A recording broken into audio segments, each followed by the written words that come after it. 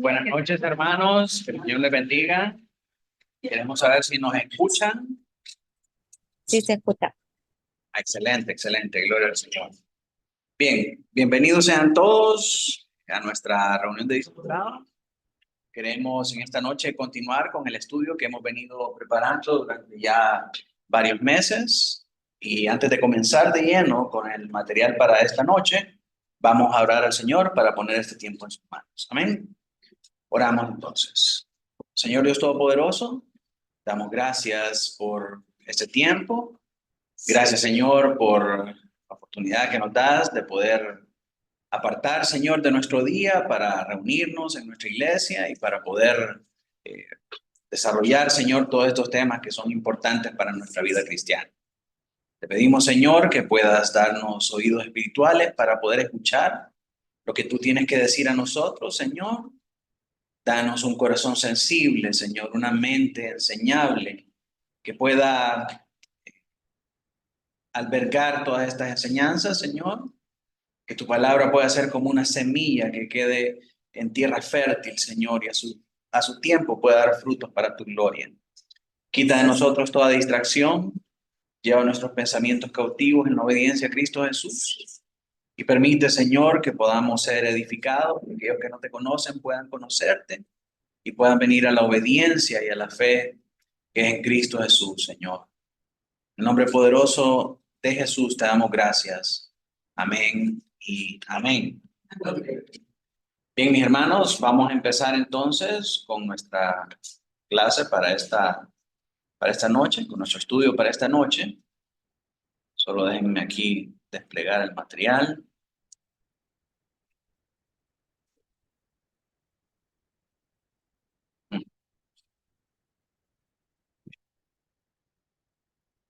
Quiero saber, hermanos, si pueden ver la pantalla. Sí, pasa. Muchas gracias, hermano. A ver.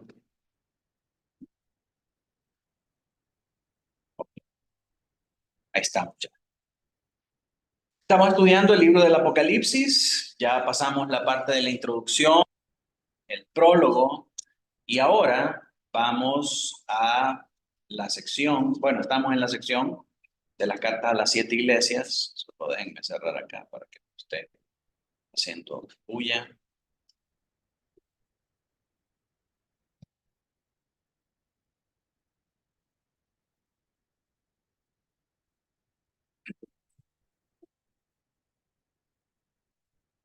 Estamos en la carta a las 7 iglesias que contienen los capítulos de Apocalipsis 2 al capítulo 3, versículo 22, y hemos ya recorrido una gran parte de las 7 iglesias y vamos ahora por la iglesia de Filadelfia, que son el capítulo 3, versos del 7 al 13. La iglesia de Filadelfia, como hablamos, es una de las dos iglesias fieles que encontramos en el Apocalipsis. Ahora vamos a ver que el Señor no tiene nada que reprocharle a la iglesia de Filadelfia. Es una iglesia a la que más bien exhorta a retener lo que tiene y a perseverar en la fe. Entonces vamos a ver cómo este mensaje es importante para nosotros en esta noche. Así que vamos a comenzar leyendo Apocalipsis 3 del 7 al 13. Que me ayude, hermano Noé, a leer. Escribe al ángel de la iglesia en Filadelfia. Esto dice el santo, el verdadero, el que tiene la llave de David, el que abre y ninguno cierra, y cierra y ninguno abre. Yo conozco tus obras. He aquí he puesto delante de ti una puerta abierta, la cual nadie puede cerrar, porque aunque tienes poca fuerza, has guardado mi palabra y no has negado mi nombre. He aquí, yo entrego de la sinagoga de Satanás a los que se dicen ser judíos y no lo son, sino que mienten. He aquí, yo haré que vengan y se postren a tus pies y reconozcan que yo te he amado. Por cuanto has guardado la palabra de mi paciencia, yo también te guardaré de la hora de la prueba que ha de venir sobre el mundo entero, para probar a los que moran sobre la tierra. He aquí yo vengo pronto. Retén lo que tienes, para que ninguno tome tu corona.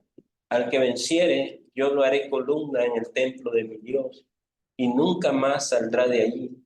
Y escribiré sobre él el nombre de mi Dios y el nombre de la ciudad de mi Dios, la nueva Jerusalén, la cual desciende del cielo de mi Dios, y mi nombre nuevo. El que tiene oído, oiga lo que el Espíritu dice a las iglesias. Amén. Entonces, de entrada, podemos ver nosotros que en este pasaje, en este fragmento, el Señor no tiene nada que decirle en contra de la iglesia. No dice, tengo contra ti esto, tengo contra ti lo otro, sino que solamente le habla las cosas buenas y las dificultades que esta iglesia está pasando.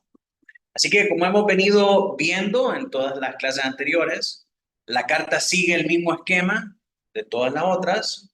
Cristo se presenta con atributos que son particularmente importantes para la situación que cada iglesia está pasando.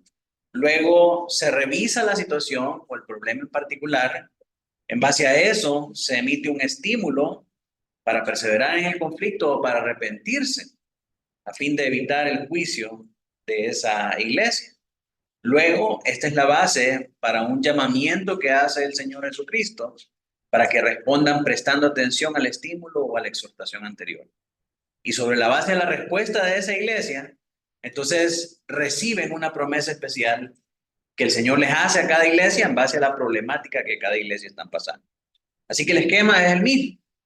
Igual, en la manera en cómo la carta está estructurada, vamos a ver primero la presentación que da el Señor Jesucristo acerca de Él, el problema por el que está pasando la iglesia, el estímulo que el Señor Jesucristo le da a esa iglesia, la exhortación final en base a ese estímulo y la promesa sobre la base de una respuesta positiva. Así que comencemos viendo primero algo del contexto de la iglesia.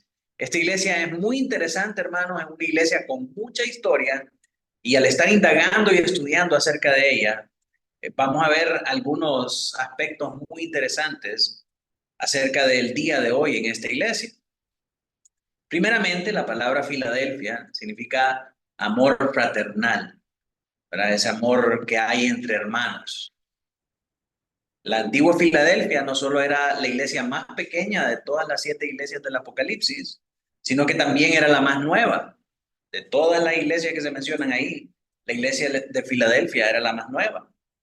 El amplio valle donde ahora existe fue poblado por gente local de origen anatolio y griego que vivía en pequeños pueblos y ciudades. Y esta tierra formaba parte del imperio hitita, el reino frigio, Lidia, el imperio persa y el imperio macedonio.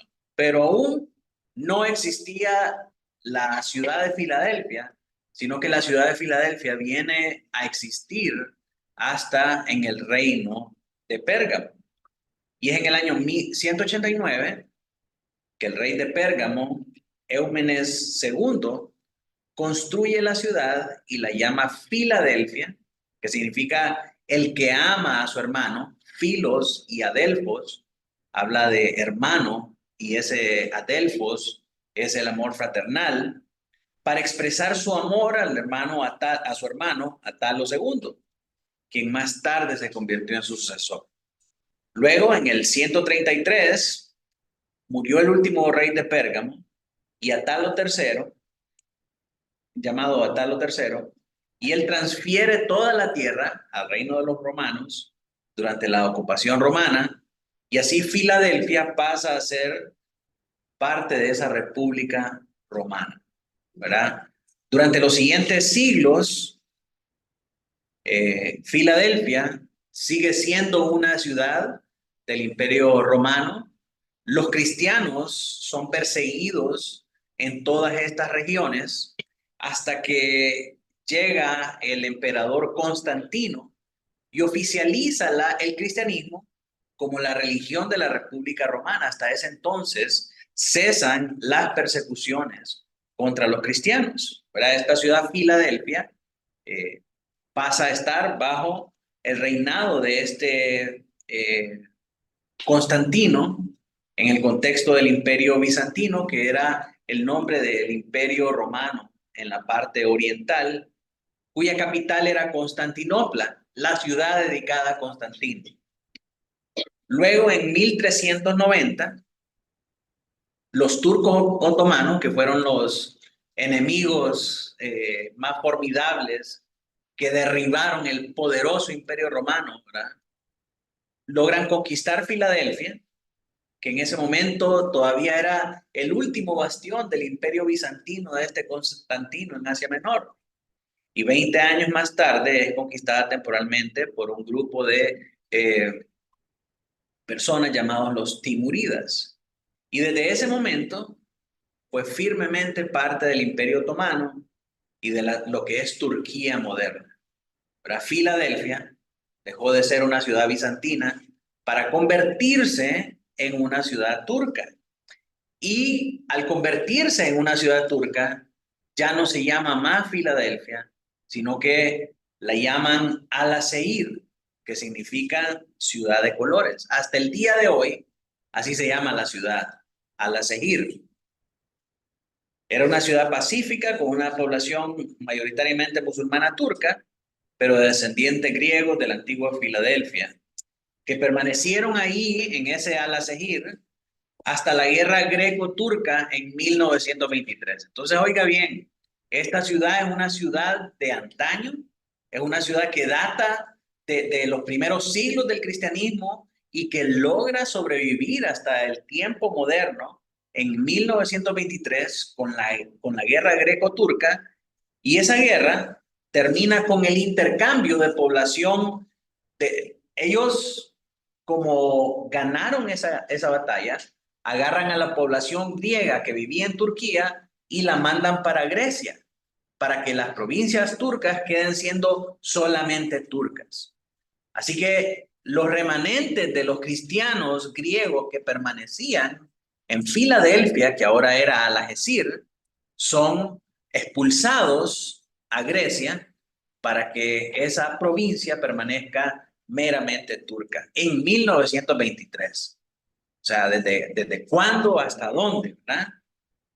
Y así estos griegos fueron expulsados a Atenas, y eso fue todo lo de la iglesia de Filadelfia. Y con eso termina la historia de la iglesia de Filadelfia, ¿verdad? Y los cristianos en Filadelfia en esa época.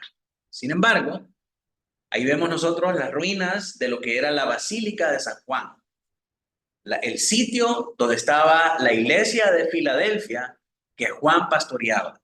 Permanecen estas columnas ahí, que son un vestigio de la iglesia cristiana que había en aquel entonces. Esta es una foto del actual Algeciras y de los restos del cristianismo que privaban ahí en la región. Ahora, en la actualidad, en 1923, acuérdense, ellos son expulsados, los griegos que vivían en Turquía son expulsados en 1922, y en 1923 se establece en Atenas un suburbio de refugiados griegos que provenían de Algeciras, de la antigua Filadelfia. El suburbio se llamó Nueva Filadelfia y actualmente continúa siendo un distrito de la Municipalidad de Atenas, situado apenas a 6 kilómetros del centro de Atenas. Su población, según el último censo en el 2021, era alrededor de 25.198 habitantes, y es uno de los lugares más florecientes, de mayor juventud, ya que cuenta con 9 escuelas primarias y 4 colegios secundarios. Los descendientes de Filadelfia continúan hasta el día de hoy en Nea Filadelfia o Nueva Filadelfia. A pesar de todas las pruebas y persecuciones, no pudieron destruir a esta población, a este grupo de cristianos que estaba hasta en 1923 en aquella región de Turquía. Y en esa zona de Nea Filadelfia actualmente existen 12 iglesias ortodoxas griegas. La concentración de iglesias es mayor que en todo el resto de Atenas. Tenemos algunos mapas ahí, eso es lo que constituye la parte de Nea Filadelfia, los 6 kilómetros ahí en Atenas, y esta es la cantidad de iglesias que hay ahí en esa zona. O sea, obviamente el cristianismo, aunque con una tradición diferente, sin embargo persevera en esta en esta región. En cuanto a la ubicación geográfica de la antigua Filadelfia, se encontraba históricamente en Lidia, cerca del pie noreste del monte Molus, actualmente el monte Bosdag, en el valle de Cogamis, que era un afluente meridional del río Hermus, en el actual Geddes. La ciudad de Filadelfia se encontraba de camino a Sardis y a Laodicea. Si recuerdan el mapita que hemos estado viendo, ¿verdad? Filadelfia queda acá y de camino vemos la iglesia de Sardis y la Odisea, ¿verdad? Si pensamos que los cristianos venían desde abajo, desde acá, desde Jerusalén, caminando por todo esto, porque recuérdense, caminar era más barato que navegar en barco. Entonces ellos venían caminando por todo esto, llegaban primero a Antioquía, y de Antioquía la primera ciudad que encontraban era Filadelfia. De ahí podían partir para Sardis, para la Odisea, para Colosas, y así sucesivamente al resto de las iglesias que estaban aquí ubicadas en Asia Menor. Así que Filadelfia era la ciudad de paso para llegar a estas otras iglesias. Aún muchos de los sitios de las antiguas iglesias permanecen el día de hoy y hay agencias que le ofrecen a usted el tour para ir a visitar las 7 iglesias en Turquía en el término de 15 días. Pero ellos dicen, no lo puede hacer en orden, ¿verdad? Así como fueron enviadas las cartas, sino que muchas veces hay que empezar por Filadelfia, después irse a la Odisea, después a Sardis, y así sucesivamente de acuerdo a las rutas establecidas. Entonces, ya conociendo un poco acerca del trasfondo de esta iglesia de Filadelfia, vamos a entrar en materia a lo que es la estructura de la carta. Y primeramente nos encontramos la presentación que hace el Señor Jesucristo acerca de él mismo. Recordemos que todas estas presentaciones que hace el Señor Jesucristo en cada una de las cartas proceden de la introducción que él hizo en el capítulo 1, ¿verdad? Cuando él habla de todos sus atributos, se vuelven a reflejar esos atributos en cada saludo de cada carta. Entonces, en esta no es la excepción. Y vemos en el versículo 7, Aline, si me ayuda a leer ahí. Gracias. De iglesia en Filadelfia. Eso dice el santo, el verdadero, el que tiene la llave de David, el que abre y ninguno cierra, y cierra y ninguno abre. Así que aquí el Señor se presenta como el santo, el verdadero, el que tiene la llave de David, el que abre y ninguno cierra, y cierra y ninguno abre. Recordemos que cada presentación el Señor la hace destinado a darle una solución a la problemática que cada iglesia está viviendo. Así que cuando el Señor Jesucristo se presenta como el santo, como el verdadero, ese es un atributo divino de otra parte de Apocalipsis, ¿verdad? Del capítulo 6:10 vemos que dice, y clamaba a gran voz diciendo, ¿hasta cuándo, Señor, santo y verdadero, no juzgas y venga nuestra sangre en los que moran en la tierra? Su uso aquí, al igual que en el saludo o en la presentación de la carta de Filadelfia, habla acerca de la deidad del Señor Jesucristo. La idea de verdadero conlleva la connotación que Jesús es el verdadero Mesías, el que ha comenzado a cumplir la profecía mesiánica, aunque es rechazado por los judíos como un falso pretendiente mesiánico. Los judíos estaban acusando a esta iglesia de Filadelfia de ser falsos y que ellos eran el verdadero Israel, el remanente de Jacob, y por consiguiente estaban persiguiendo a los cristianos, estaban ejerciendo su poder y su influencia para crear tribulación sobre ellos. Y entonces ellos dicen, ustedes y su Cristo son falsos, nosotros somos los verdaderos judíos, somos el verdadero Israel de Dios. Y como vimos en la lectura al principio, el Señor los llama a esos que se jactan de ser el verdadero Israel, los llama de sinagoga de Satanás. Les dice sinagoga de Satanás. Entonces, cuando el Señor dice, yo soy el santo y el verdadero, es en contra de estos que dicen que ellos son el verdadero pueblo de Dios, el verdadero Israel. El único que es santo y verdadero soy yo, dice el Señor Jesucristo. Y las llaves es una referencia a Apocalipsis 1:18, pero con una matiz diferente. ¿Por qué? Porque en Apocalipsis 18 el Señor se presenta con las llaves, el que tiene las llaves de la muerte y del infierno. Pero acá dice el que tiene las llaves de David. Así que miremos por qué esa diferencia, por qué ahora habla acerca de las llaves de David. Y estas llaves de David es una referencia a Isaías 22:22. ¿Quiere leer, hermana? Y pondré la llave de la casa de David sobre su hombro, y abrirá, y nadie cerrará, cerrará, y nadie abrirá. Amén. Entonces, aquí está hablando acerca de Eliakim, y sobre este Eliakim se presenta como un tipo de Cristo, a quien el Señor le da todos los designios de, ¿cómo se llama?, de honra, ¿verdad?, y de poder para gobernar sobre Israel. Y esto nos abre un poco más el panorama de Apocalipsis 1:18, porque en el 1:18 la autoridad de Cristo se basa en la salvación y el juicio. Cuando Jesús dice, yo soy el que tengo las llaves de la muerte y del infierno, Él está diciendo, yo soy el que tengo el poder y la autoridad sobre la salvación y sobre el juicio.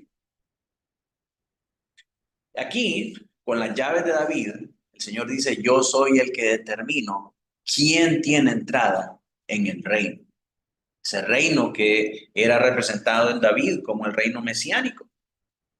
Eliakim, de quien habla Isaías, es un tipo de Cristo. Acuérdense que cuando hablamos de la profecía de Cristo, tenemos dos elementos. Tenemos siempre un tipo, que es algo que apunta o refleja a algo que ha de venir, y tenemos el antitipo, que ya es la revelación de lo que aquel tipo apuntaba.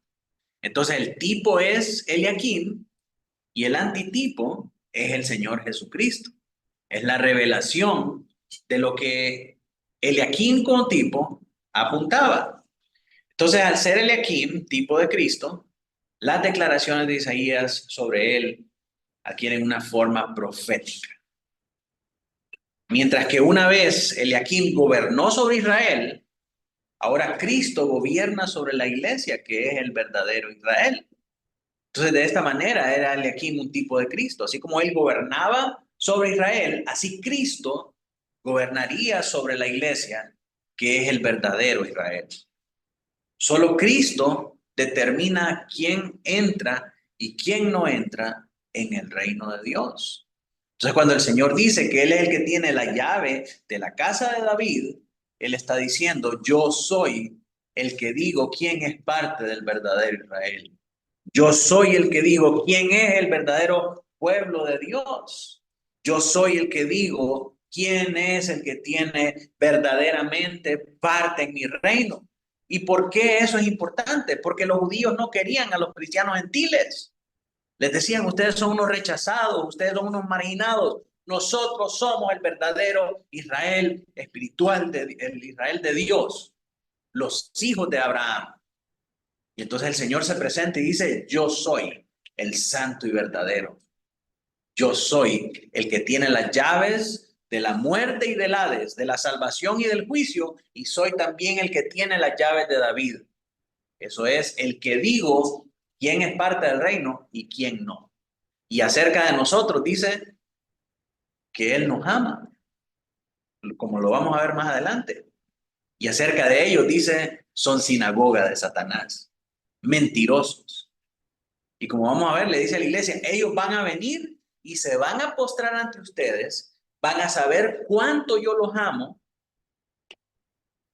y van a reconocer que Ustedes son el verdadero Israel, que yo soy su Dios. Entonces, ese es la presentación que hace el Señor como santo, como verdadero y como poseedor de las llaves de David. Ahora, ¿cuál es el problema con esta iglesia? Verso 8. Doctor, si me ayuda ahí a leer. Yo conozco tus obras, y aquí he puesto delante de ti una puerta abierta, la cual nadie puede cerrar, porque aunque tienes poca fuerza, has guardado mi palabra y no has negado. Amén. La situación, de nuevo, es que la persecución judía había cerrado las puertas para estos cristianos que estaban acá tratando de hacer la obra del Señor. Entonces el Señor viene y dice, yo abro la puerta para ustedes.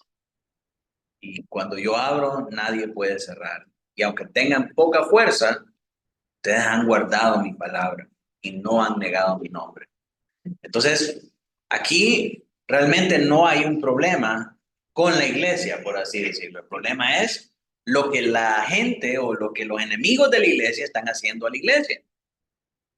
Entonces, estos cristianos de Filadelfia estaban siendo perseguidos por la comunidad judía local, que es descrita aquí mismo como sinagoga de Satanás, y quienes afirmaban ser los representantes del verdadero Israel. Sin embargo, el Señor dice que esta afirmación es una mentira. Incluso las últimas autoridades rabínicas condenan a la comunidad judía de Filadelfia por su transigencia con la cultura pagana. Los rabinos mismos dicen que estos judíos que estaban ahí, que se jactaban tan celosamente de ser el verdadero Israel espiritual, habían sucumbido a la cultura. Se habían pervertido con la cultura pagana de estas regiones y habían cedido en sus creencias. Habían aceptado los beneficios que traía ser parte del culto idolátrico al emperador romano o a las deidades locales. Y por consiguiente, al ceder a esas costumbres, a esas prácticas idólatras, obviamente ellos tenían el favor y tenían los beneficios del gobierno local. Tenían influencia, tenían poder y tenían riqueza. Entonces esa riqueza, esa influencia y ese poder lo usaban para perseguir a los cristianos. Y eso es lo que está pasando. Su riqueza les da ese peso adicional para poder atacar a los cristianos. Así que Cristo les asegura que Él les ha concedido a estos cristianos entrar en el reino de Dios, que es descrito en todo este pasaje como la casa de David, como la ciudad y el templo de Dios. El Señor les dice, yo soy el que tiene las llaves, yo soy el que abre la puerta, yo soy el que los voy a hacer entrar y yo soy el que los va a hacer columnas en mi templo. Eso es lo que el Señor les está diciendo, le está dando una palabra de afirmación. Entonces Cristo les da el poder para permanecer en su reino, a pesar de que son perseguidos, a pesar de que tienen muy poca fuerza, a pesar de que son muy pocos, no tienen influencia, no tienen poder. Al no negar, acuérdense lo que hemos venido hablando, al mantener el testimonio de Cristo significa que el gobierno local los iba a perseguir y no les iba a dar nada de lo que le dan a todos aquellos que han cedido ante sus pretensiones de idolatrar al emperador, de idolatrar a las deidades locales. Entonces, el que no cumple con esas ordenanzas, lo que va a pasar es que va a ser perseguido. Así que eso probablemente hizo esparcir a los cristianos, ¿verdad? Al tener miedo de enfrentarse a las autoridades y enfrentarse a la consecuencia de su desobediencia por servir a Dios. Y el Señor les dice, no han negado mi nombre, a pesar de que quedaron unos pocos, tienen muy poca fuerza, no tienen influencia, no tienen dinero, no tienen recursos, no los dejan congregarse en el lugar donde ustedes se congregan, tienen muy poca fuerza, pero a pesar de eso, no han negado mi nombre. Así que el Señor les dice a ustedes que han logrado hacer eso, yo les voy a conceder entrar en mi reino. Yo les voy a conceder estar conmigo, entrar a mi ciudad, entrar a mi templo, entrar a la casa de David. Y más que eso, Él les abre la puerta y esa puerta que Él abre es para la predicación del evangelio, porque dice que ellos han dado testimonio de su nombre. O sea, encima de que tienen poca fuerza, de que han quedado pocos, el Señor les abre la puerta para, a través de su ejemplo de resiliencia, otros vengan, miren su ejemplo y vengan ante el reconocimiento del Señor. Y vamos a ver más adelante que esto efectivamente va a pasar. Así que encontramos el estímulo en los versos 9 y 10. Ya conocí. ¿Puedes leer? Filipenses 3, 9, 10. He aquí, yo entrego de la sinagoga de Satanás a los que se dicen ser judíos, no son, sino que mienten. He aquí, yo haré que vengan y te postren a tus pies y reconozcan que yo te he amado. Cuando has guardado la palabra de paciencia, yo también te guardaré de la hora de la prueba que ha de venir sobre el mundo entero para probar a los que moran. Amén. Entonces vemos acá que el Señor les está diciendo que la victoria para ellos está garantizada. Él les va a entregar a estos de la sinagoga de Satanás, a los que dicen que son los verdaderos judíos y no lo son porque mienten, dice el Señor. Ellos no son los verdaderos judíos. Yo, dice, voy a hacer que vengan, voy a hacer que se postren a tus pies y que reconozcan que yo te he amado. Ese es el estímulo que Dios le da a la iglesia fiel, a los perseguidores, a los que dicen que están en lo correcto. El Señor dice, pero mienten. El Señor dice, yo voy a hacer, por cuanto has guardado mi nombre, por cuanto no te has arrodillado, sino que has permanecido fiel a pesar que no tienes fuerza, yo voy a hacer que vengan, que se arrodillen ante ti, que vengan, que se postren a tus pies y que reconozcan que yo te he amado. Ese es el estímulo que el Señor le da a esta iglesia. Dice, porque has guardado la palabra de mi paciencia, yo también te guardaré de la hora de la prueba que ha de venir sobre el mundo entero para probar a los que moran sobre la tierra.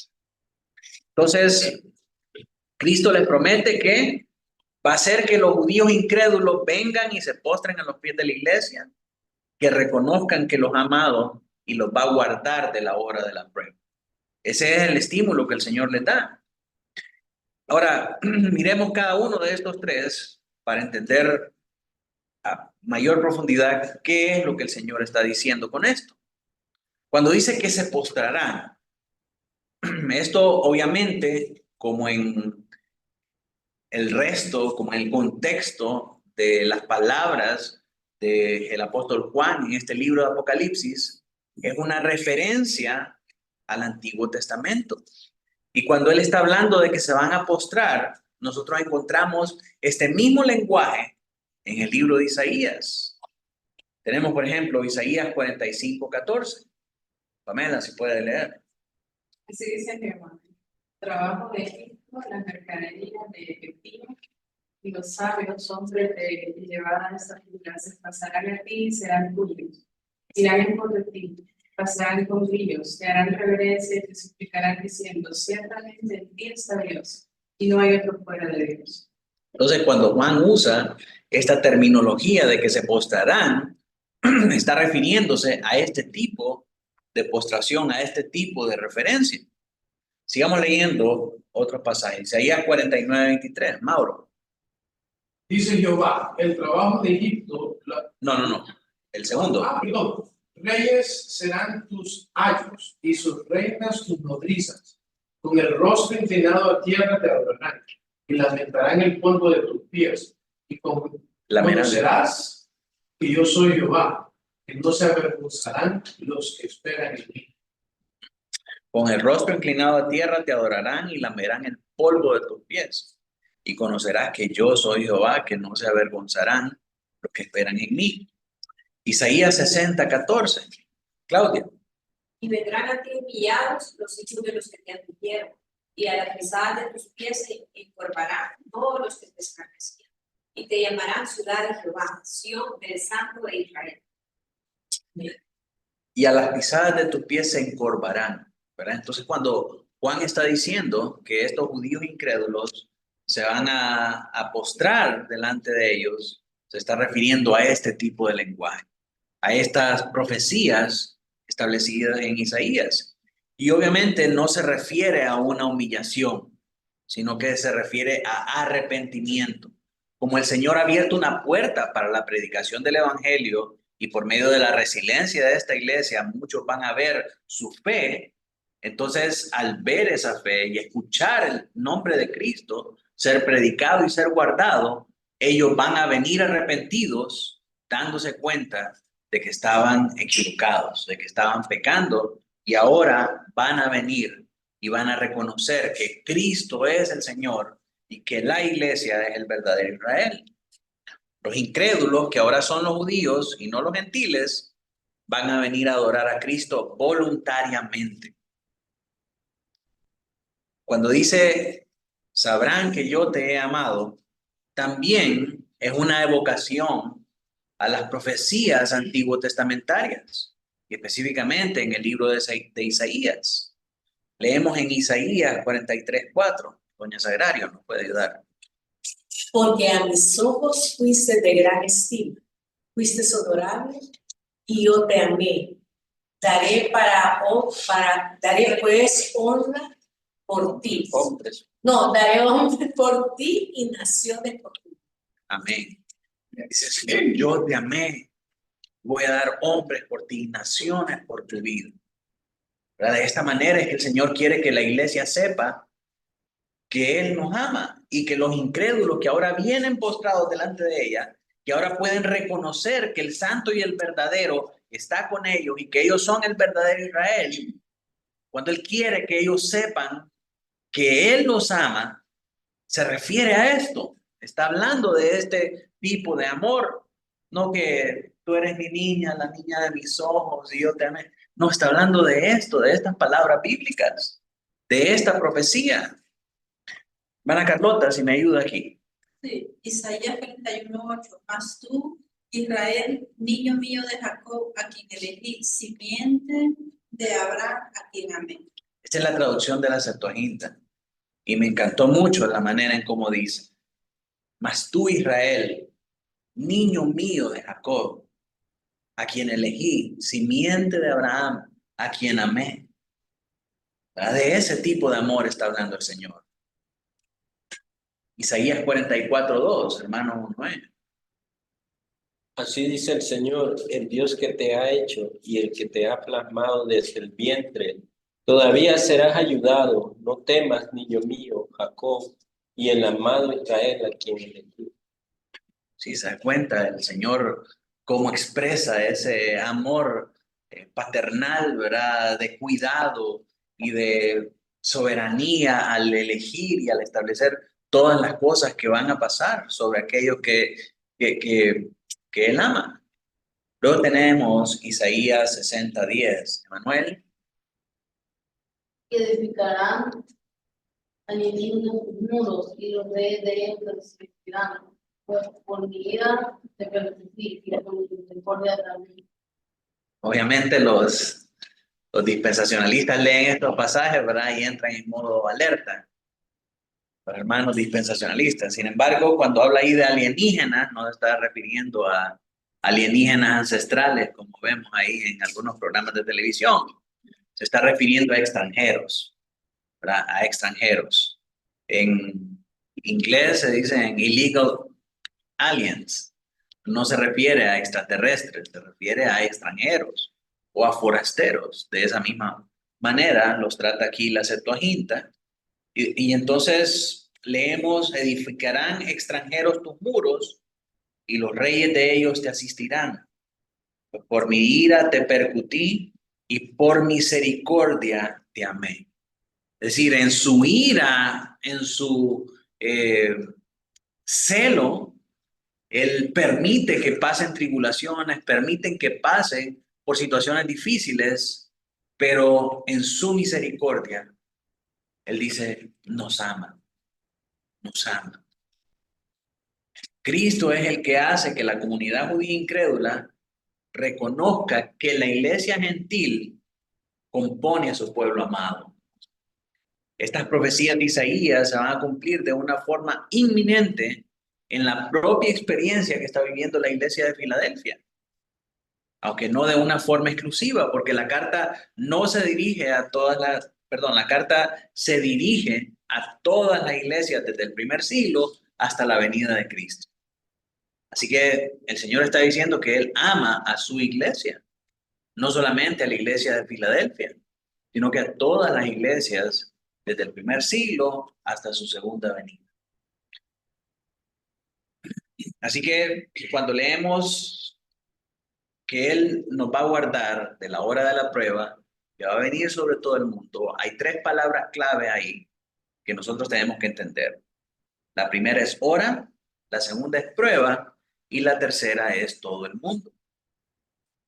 Cuando habla de la hora final, se está refiriendo al momento del juicio final, y eso lo sabemos porque esa misma palabra o esa misma frase se utiliza en ese mismo contexto para denominar ese evento, el momento del juicio final. Y lo encontramos nosotros en Apocalipsis 11:13, en Apocalipsis 14:17, 14:7 y 15, en Apocalipsis 18:10, 17 y 19. En todos estos pasajes se habla de la hora final como el momento del juicio final. Así que la hora final se refiere a ese juicio final. Pero encontramos después la palabra prueba, que se refiere a peirasmos. Y esto es un juicio específico. Y luego tenemos todo el mundo. Cuando se usa esta expresión en la Biblia, no se puede interpretar como todo el mundo. Todos los, si hablamos en nuestros días, todos los 8 billones, no sé cuántos seremos ya, de habitantes. No se refiere a eso, ¿verdad? Sino que se refiere a un contexto en particular. Entonces no debemos tomar la palabra todo el mundo en una manera literal, pues lo mismo sucede en otras partes del Nuevo Testamento. Cuando vemos nosotros Juan 3:16, ¿verdad? Que Dios dio a su Hijo unigénito para que todo aquel que cree en Él no se pierda, mas tenga vida eterna. Todo aquel no se refiere a todos los 8 billones de personas, sino que se refiere a todos los que creen en Él. El mismo versículo lo establece. Entonces, todo el mundo no podemos interpretar nosotros que se refiere a todo el globo terráqueo y a todas las personas que viven dentro de él, sino que a una población en específica a la cual está dirigida esta carta.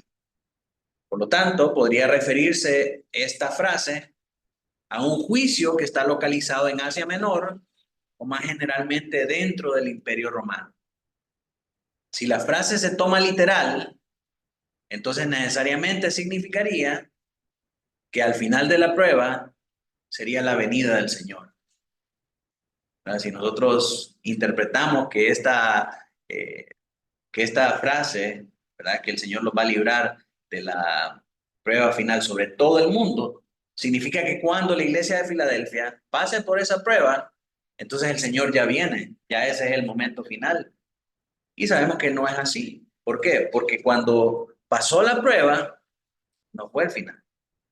O sea, ya han pasado 2000 años a partir de eso. Por lo tanto, los cristianos de Filadelfia también tendrán que pasar por el juicio de Dios, tendrían que pasar por el juicio de Dios para ser salvos. Y esto es totalmente inconsistente con el mensaje de la Biblia para los cristianos. Porque cuando el Señor vuelva, va a tomar lo que son suyos y va a eliminar a sus enemigos con el resplandor de su venida, dice 1 Tesalonicenses. Entonces, el Señor está hablando acá que va a venir un juicio específico sobre la iglesia de Filadelfia, sobre la localidad en la que está la iglesia de Filadelfia, y el Señor lo va a guardar. Pero ese juicio que el Señor va a traer sobre esa localidad no es el juicio final. No es el fin de todos los tiempos, ¿verdad? No es la segunda venida del Señor Jesucristo, sino que es una tribulación por la que esta iglesia tiene que pasar, de la cual el Señor la va a guardar. Entonces, miremos ahora la exhortación final. Apocalipsis 3:11. Nicolás.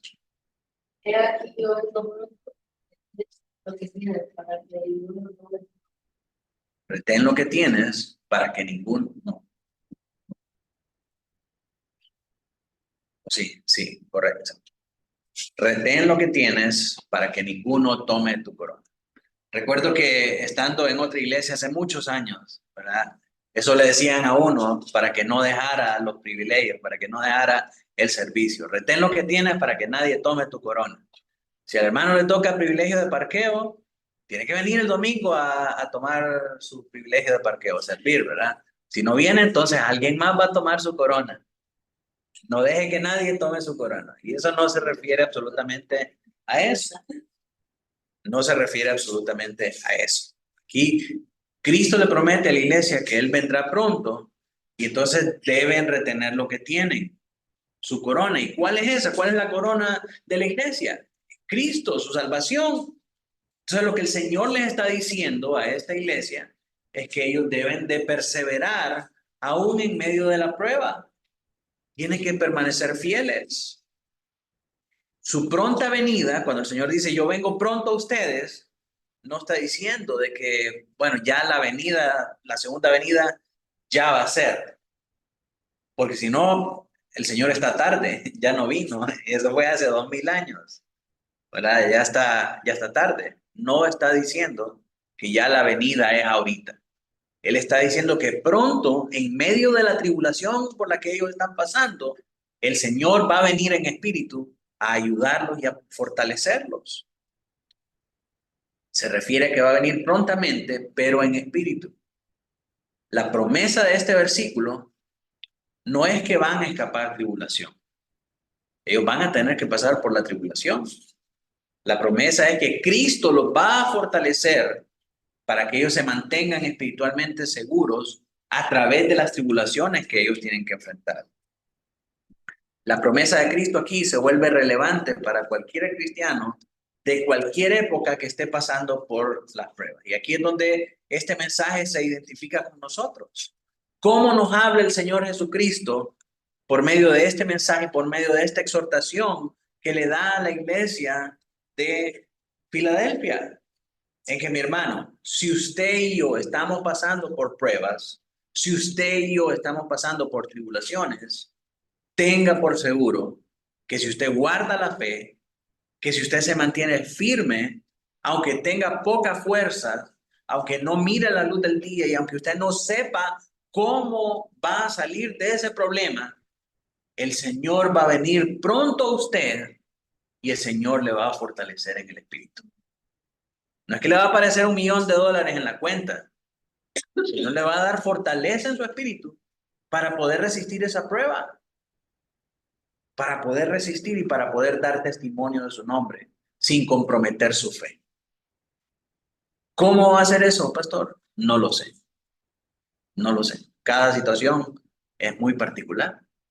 Pero si usted retiene el testimonio de Cristo, si usted guarda la palabra de su paciencia, tenga por seguro que el Señor va a venir a usted y lo va a fortalecer para que usted pueda pasar por las tribulaciones. De esta manera es que este mensaje sigue siendo relevante para nosotros el día de hoy. Cristo siempre vendrá y nos fortalecerá en medio de las pruebas. Finalmente, la promesa. ¿Cuál es la promesa? Versos del 12 al 13. Hermana, si quiere leer, por favor. Al que venciere, yo lo haré columna en el templo de mi Dios, y nunca más saldrá de ahí. Y escribiré sobre él el nombre de mi Dios, y el nombre de la ciudad de mi Dios, la nueva Jerusalén, la cual desciende del cielo de mi Dios y mi nombre nuevo. El que tiene oídos, oiga lo que el Espíritu dice en la iglesia. Amén.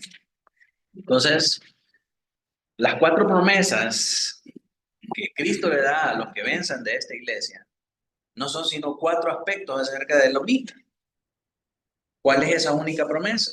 Dice, Él va a escribir sobre él el nombre de mi Dios, el nombre de la ciudad de mi Dios, mi nuevo nombre. Esos 3, ya hemos hablado anteriormente, que son expresiones de la unión eterna con Dios y la comunión con su presencia. Cuando nosotros leemos en Ezequiel 48:35, el nombre de la ciudad de Dios, mire cuál es. Ezequiel 48:35, en derredor tendrá 18,000 cañas, y el nombre de la ciudad desde aquel día será Jehová Sama. Jehová está ahí.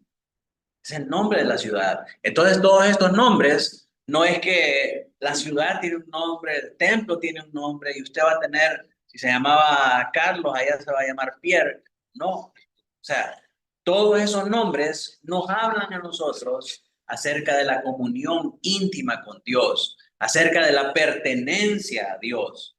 Ahora vamos a tener el nombre de Dios por el cual vamos a ser conocidos, vamos a ser de Él y vamos a tener una comunión perfecta con Él. De la misma manera como nos muestra aquí Ezequiel, que la ciudad se llama Dios está ahí. Nos habla acerca de esa comunión perfecta que tendremos con Él. Ahora, ¿qué significa lo de la columna en el templo? La puerta que Cristo abrió en el verso 7, le dice, he aquí yo abro una puerta y cuando yo abro nadie puede cerrar y si yo cierro nadie puede abrir. Esa puerta que el Señor abrió para estos cristianos que estaban siendo marginados por estos judíos falsos, sinagoga de Satanás, ahora esa puerta que el Señor abrió para ellos se ha culminado haciéndolos entrar en el templo y ser columnas dentro del templo. Sí, es una progresión de esa promesa. Los judíos no reconocen a los creyentes como el verdadero Israel y los expulsan de sus sinagogas, las cuales Cristo llama sinagogas de Satanás. Y en contraste, como los judíos los rechazan y les dicen, ustedes no son judíos y ustedes no pueden entrar en nuestras sinagogas, el Señor les dice, esos son mentirosos y son sinagogas de Satanás. Entonces, ¿qué hace Dios por ellos? Dios les da su nombre. Dios les dice, ustedes son mi Israel. Niño mío, te amé. Mi Jacob, mi Israel. Si aquellos te desprecian, yo te doy mi nombre. Si aquellos te sacan de la sinagoga, que son sinagogas de Satanás, yo abro la puerta para que entre en el templo y seas columna en el templo. ¿Se dan cuenta lo que significa esta promesa? Dios los deja entrar en su templo, que es la verdadera casa de Dios. Finalmente, a los santos se les da la exhortación final de oír lo que el Espíritu dice, porque necesitan discernimiento espiritual en medio de la aflicción que van a soportar por negar el nombre de Cristo y así puedan heredar la promesa final. Ellos necesitan escuchar.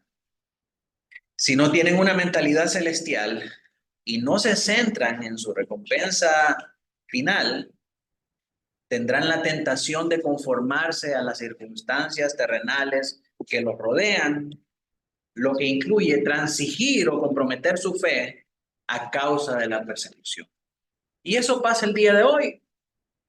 Muchos cristianos, cuando se miran ante la necesidad, cuando se miran en los problemas, lo más fácil es transigir en su fe.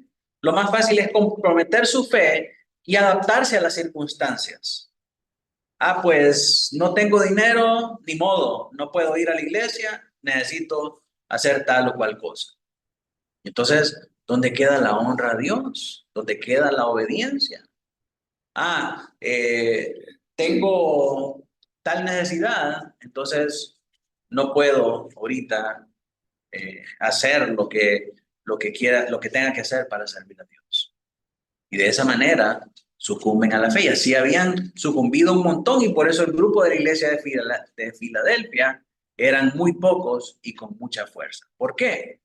Porque al no rendirse ante las exigencias de las autoridades locales que le exigían rendirle culto a César, rendirle culto a las deidades paganas, la iglesia era perseguida, la gente no les podía vender, no podían comprar alimentos, no podían seguir con su estilo de vida, estaban pasando necesidad y se lo estaba llevando el río. La única manera era decir, bueno, ni modo, tengo que comer, tengo que darle de comer a mi familia, voy a ir a rendirle adoración al emperador, voy a irle a rendir adoración a la deidad pagana, porque ni modo, pastor, tenemos que comer. Y entonces sacrificaban su fe, comprometían su fe para suplir sus necesidades, en lugar de confiar en Dios, que Dios tiene el poder para guardarlos del mal y para suplir para sus necesidades. Pero se volvieron demasiado pragmáticos al decir, no, si yo no hago las cosas, Dios no me va a dar nada. Igual que los comunistas en Cuba, cierren los ojos a ver si, y pídale a Dios a ver si le da pan. No, no le dio pan, ¿verdad? Ahora cierra los ojos y pídale a Fidel a ver si Fidel le da pan. Tenga su pan. Eso es pragmatismo. Dios no opera de esa manera. Pero si nosotros retenemos nuestra fe, si nosotros guardamos la palabra de la paciencia, Dios va a proveer para nuestras necesidades. Dios nos va a sostener. Dios nos va a cuidar. Dios nos va a alimentar, Dios nos va a dar salud y Dios nos va a ayudar a salir de nuestros problemas más críticos y más profundos. ¿Cómo lo va a hacer? No lo sé. Pero somos llamados a tener fe. Somos llamados a depender de Dios y a no comprometer nuestra fe por nuestra comodidad y para satisfacer nuestras necesidades. Claro, humanamente hablando, es un cuadro tétrico ver que mis hijos están pasando por tribulación, están pasando por angustia, están pasando por hambre, y yo estoy en la iglesia orando a Dios, esperando que me caiga el pan del cielo. Pero somos llamados a tener fe. Somos llamados a esperar en Dios, somos llamados a confiar en Dios, hacer lo que tengamos que hacer sin comprometer nuestra fe. Y el Señor promete bendecirnos, el Señor promete cuidar de nosotros. Eso es lo que hace un verdadero creyente. Y por eso, aunque es una situación difícil, aunque es una situación contradictoria, nuestra familia no lo va a entender, nuestros vecinos no lo van a entender. Pero el Señor alaba a esta iglesia porque ha retenido la fe. Aún en medio de la persecución, se mantienen fieles. Entonces el Señor les dice, vengo pronto. Vengo pronto. Yo sé que están siendo fieles. Yo sé que están guardando mi nombre. Yo sé que están reteniendo la palabra de mi paciencia. Vengo pronto. Ese vengo pronto es, no los voy a dejar morir. No los voy a dejar de fallecer. No los voy a dejar avergonzados. Los voy a ayudar. Mis hermanos, nadie que haya confiado en Dios nunca ha quedado avergonzado. Y nunca ha vivido para decir, me arrepiento de haber dado mis mejores años para el Señor. Nadie nunca ha dicho eso. Me arrepiento de haber servido a Dios tanto tiempo. Nadie se arrepiente de haberle dado lo mejor a Dios, de haber esperado en Dios. Porque todos los que en Él esperan, todos los que en Él confían, serán sostenidos. Recibirán fuerzas como las del búfalo. Tendrán alas como las águilas. Remontarán, no se cansarán. Esa es la promesa que nosotros tenemos de parte de Dios. Y por eso es importante y relevante para el día de hoy el mensaje a la iglesia de Filadelfia. Porque todos pasamos por pruebas, todos pasamos por tribulaciones y todos sin excepción, hermanos, estamos tentados a comprometer nuestra fe. El llamado es: no cedas. Guarda el testimonio del Señor. Guarda la palabra de paciencia. Cuando lo hagas, Cristo vendrá a ti, te ayudará y te fortalecerá. Te dará su nombre, te permitirá entrar en su templo y te coronará de justicia. Así que, mis hermanos, con eso terminamos el mensaje a la iglesia de Filadelfia. En nuestra próxima reunión vamos a estar terminando esta sección con la carta a la iglesia de Laodicea.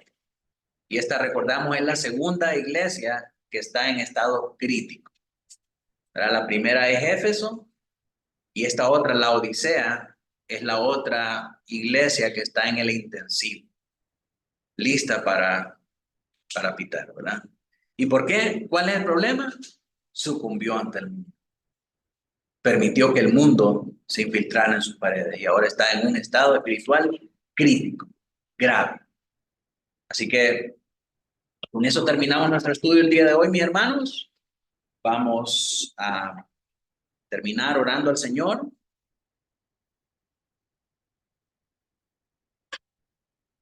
Después contestamos esa pregunta. Voy a pedirle, vamos a ver, a hermano Henry, si nos puede dirigir en oración o va manejando, Henry. Hoy no, pastor, hoy estamos en casa. Dirígenos en oración entonces. Claro que sí. Oremos, hermanos, con reverencia al Señor. Padre nuestro que estás en el reino de los cielos y en todo lugar, en el nombre de Cristo Jesús, tu Hijo amado, te damos gracias en primer lugar, porque a pesar de que a la distancia, Señor, estamos, nos has permitido ser parte de esta enseñanza. También has bendecido, Señor, con esta porción de tu enseñanza, de tu palabra, a los hermanos que están presentes en la iglesia. Te damos gracias, Señor, por tu bondad, por tu misericordia, porque tenemos todavía la facilidad de poder congregarnos en un país a donde libremente podemos expresar que somos cristianos y no tenemos tal persecución como en otros países, Señor.